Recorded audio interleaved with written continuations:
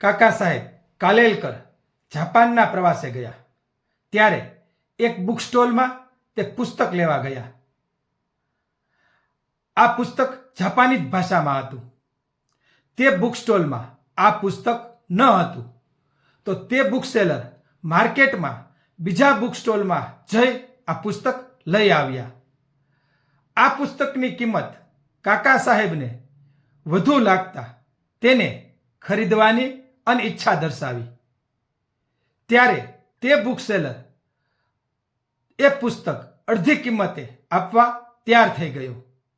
કાકા સાહેબે તેનું કારણ પૂછ્યું ત્યારે બુક સેલરે કહ્યું, તમે એક ભારતીય છો, તમને એક જાપાનીઝ પુસ્તક ગમ્યું છે, તમે આ પુસ્તક ભારત લઈ જઈ રહ્યા છો, આથી મારા દેશનું, મારી ભાષાનું અને મારા સાહિત્યનું ગૌરવ વધવાનું છે.